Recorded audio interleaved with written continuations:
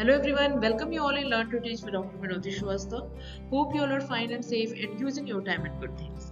Student, after a long time we are again meeting here and हमने जो अपनी video में या अपने चैनल पे हम लोग ने जो बात करी थी पिछली वीडियो में वो एजुकेशनल साइकोलॉजी पे हमने बात करी थी। एजुकेशनल साइकोलॉजी के बाद आज की वीडियो में जिस पे हम डिस्कस करने वाले हैं वो है methods and functions of educational psychology. तो चलिए जानते हैं क्या क्या मेथड्स हैं और क्या क्या फंक्शन हैं जो आपके शैक्षिक मनोविज्ञान है उसके। सबसे पहले स्टूडेंट्स हम ये बात कर लेते हैं व्हाट आर एग्जैक्टली मेथड किसे कहते हैं, हम होता क्या है। तो educational psychology is a science, it has many method of study. जब हम बात करते हैं एजुकेशनल साइकोलॉजी की तो इट्स अ साइंस, और वो साइंस या वो विज्ञान जिसकी विभिन्न प्रकार की विधियां हैं उसको पढ़ने की।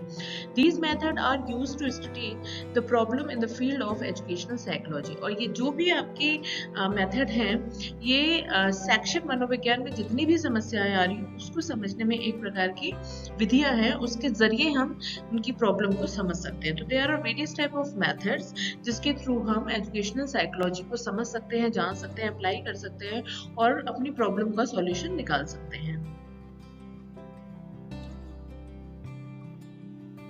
स्टूडेंट, नॉर्मली अगर हम बात करें तो जो मेथड है एजुकेशनल साइकोलॉजी का उसको हम दो पार्ट में डिवाइड कर सकते हैं।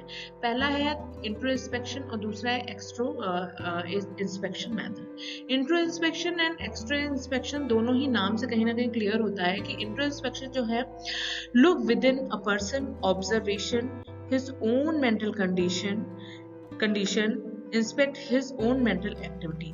लुक विद इन होता है, यानी कि इंट्रोस्पेक्शन जब हम अपने आप को समझने की कोशिश करते हैं, अपने आप का इंस्पेक्शन करते हैं, उस मेथड को हम एजुकेशनल साइकोलॉजी का इंट्रोस्पेक्शन कह सकते हैं। Observation of persons behaviour experience and analysis, जब किसी दूसरे व्यक्ति द्वारा या किसी बाहरी तत्व के द्वारा जब हम किसी व्यक्ति के व्यवहार को जानने की कोशिश करते हैं, उसकी साइकोलॉजी मनोविज्ञान को समझने की कोशिश करते हैं, तो वो इस एक्स्ट्रा इंस्पेक्शन मेथड कहलाता है। तो बेसिकली जितने भी मेथड है उसको मेजर तरीके से दो पार्ट में हमने बांटा है, इंट्रोस्पेक्शन और extra inspection method of educational psychology.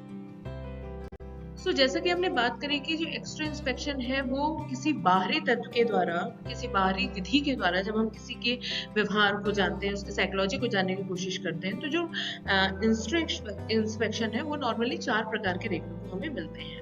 पहला है फॉर्मल, दूसरा है इनफॉर्मल, तीसरा है sudden and fourth one is ordered. तो इस प्रकार से चार प्रकार के एक्स्ट्रा इंस्पेक्शन हमें एजुकेशनल साइकोलॉजी के अंतर्गत देखने को मिलते हैं। इसके बाद स्टूडेंट हम बात कर लेते हैं experimental method of educational psychology क्या है। एक्सपेरिमेंटल यानी कि प्रायोगिक विधि कौन सी है जिसके द्वारा हम किसी व्यक्ति की शैक्षिक मनोविज्ञान को समझ सकते हैं। तो ये कहते हैं most useful and important for studying mental process. किसी व्यक्ति की मेंटल प्रोसेस को जानने के लिए बहुत ही इंपॉर्टेंट है ये। Under controlled environment, experimental method अगर होगा तो उसे हम कहीं ना कहीं कंट्रोल्ड एनवायरनमेंट में ही करते हैं। Test both quality and quantitative, ये आपके एक व्यक्ति के क्वांटिटेटिव एंड क्वालिटेटिव दोनों ही गुणों को कहीं ना कहीं जानता है।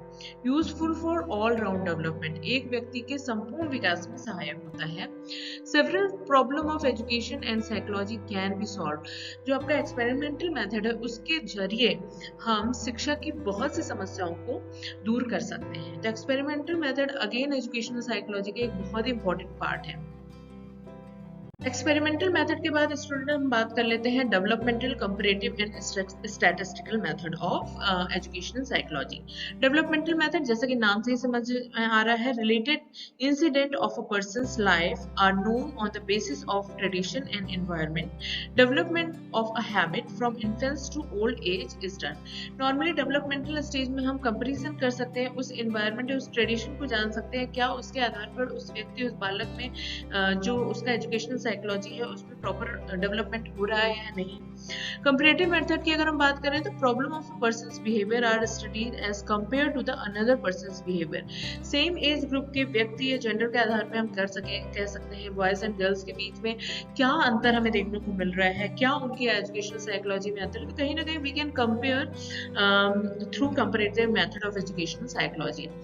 अब लास्ट वन जो है वो स्टैटिस्टिकल मेथड है। The use of this method begets more reliable and verifiable result। अगर हम बात करें तो statistical जो भी होगा वो हमारा जो रिजल्ट आएगा उससे वो ज़्यादा ही रिलायबल होगा, और इसकी वेरिफिकेशन हम अगर करना चाहें तो वो ज़्यादा ऑथेंटिक मानी जाएगी, because it will depends on some statistical data जिसके आधार पर हम किसी की एजुकेशनल साइकोलॉजी को समझ सकते हैं।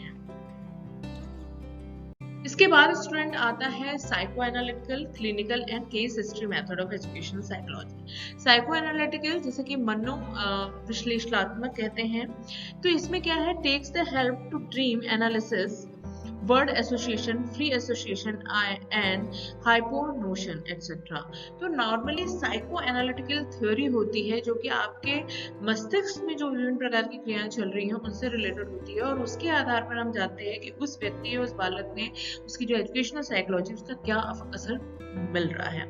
Clinical, a child delinquent, physically deform person, sheltered, emotion and unstable person, तो वहां पे हम क्लिनिकल एजुकेशनल साइकोलॉजी की हेल्प लेते हैं।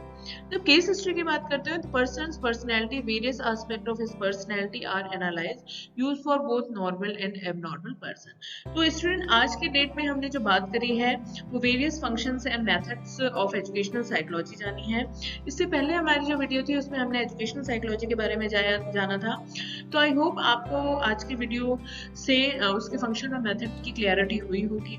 मिलते हैं अपने नेक्स्ट वीडियो में। Till then you take care yourself and your family members. और आप मेरे जो भी आपके फ्रेंड हैं या आपके सर्कल में जो लोग भी हैं, they are belong with B.Ed M.Ed, तो you can share my videos to those persons also.